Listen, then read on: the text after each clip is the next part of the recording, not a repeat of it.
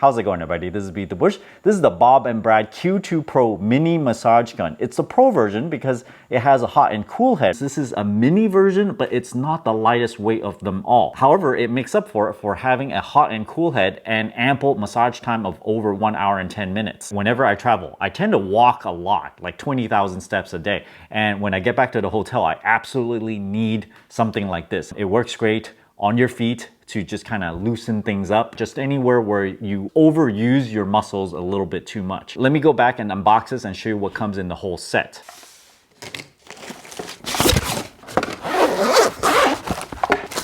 It does not work when you're charging it. The entire handle has this soft touch feel. It's a durable silicone cover rather than just a paint. Usually the paint will rub off after a lot of use, but this one looks like it will be more durable than that. Comes with 5 different massage heads. You have this pointy tip one, this foam ball one, it's a general purpose. If you press it really hard, it does have a little give to it. There's this rubber tip one that's a lot more conforming. There's also this fork type one that can go around your bones. Note that there's a notch here, and this pairs with the notch on the massage gun, like so. There's a hot and cool head. Remove the protective film before use.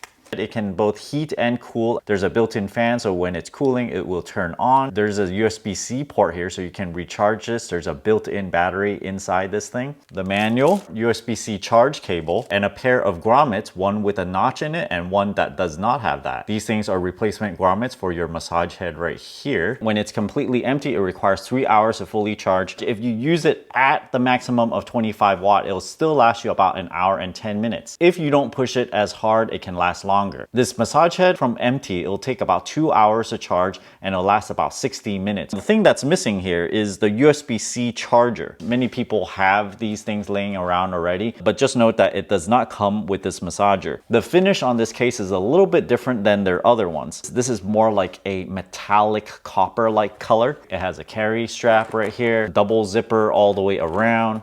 And if you flip it over, there's nothing on the other side. But it's great to have its own carrying case because there are a lot of pieces involved. Press and hold to turn it on. And it starts off at the lowest setting. It's on the first speed, second, third, fourth, fifth. And then it goes to 0. Hot button and a cool button. Press and hold either of them to turn it on.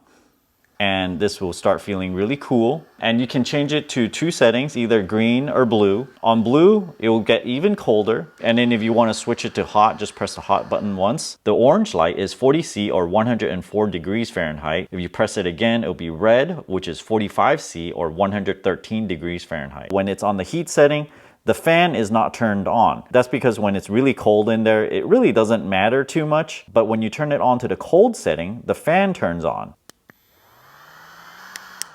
When you're done with the heat or cool setting, just push and hold it for 2 seconds and it'll turn off. Battery indicator at the very bottom. Blue means it's above 30%. If it's between 20 and 30%, it'll turn red. And if it's below 20%, it will flash red. Just really to let you know when it drops really low. If I plug the charge cable in the hot and cool head, the green light will start flashing to indicate that it's charging. Right now it's drawing about 3.4 watts to charge it. If I plug in the massage gun, the green light will turn on to indicate it's charging, and it's drawing a full 10 watt out of this thing, so you really do need a 2 amp USB charger. Green is supposed to be 10 degrees C or 50 degrees Fahrenheit. Blue is supposed to be not as cold at 15 degrees C, 59 degrees Fahrenheit. Typically, I would think blue is supposed to be colder than green, so I think they got these two mixed up in the manual. Blue is supposed to be the cooler option. See what happens when I change it to green.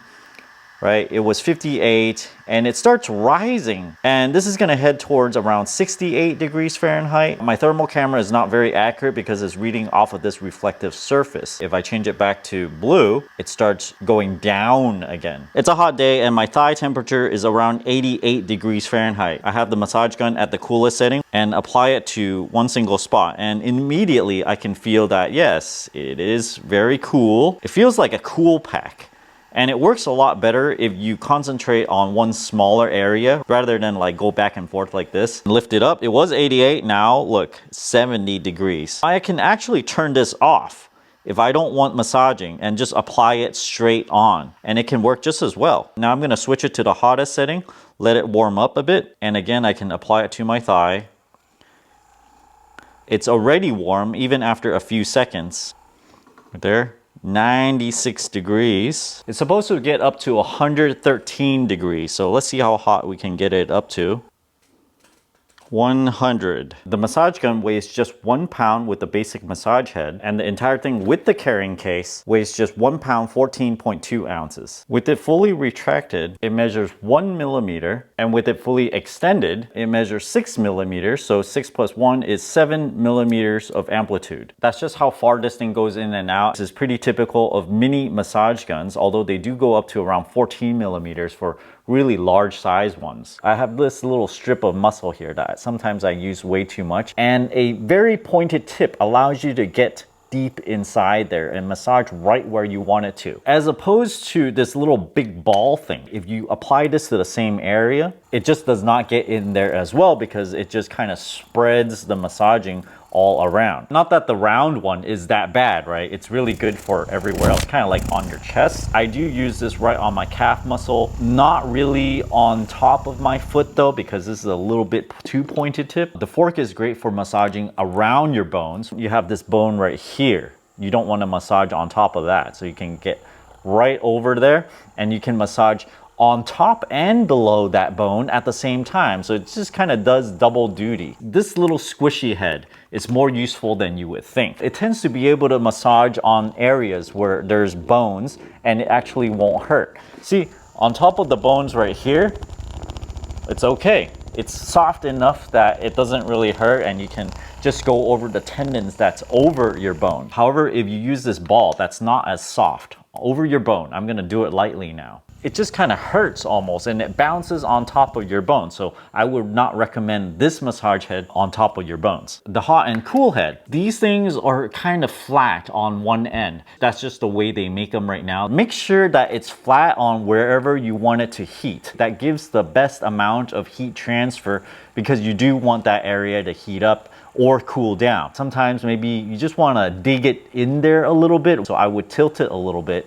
and that would make it a little bit sharper because you're using the edge of this cylinder rather than going in straight flat like this. The diameter of this thing is about 1.75 inches. I probably have medium large hands and it fits mine comfortably. But I think if you're a small person, you might want to look for a smaller massage gun. If you guys are interested in this Bob and Brad Q2 Pro mini massage gun, check out my affiliate link down in the video description below.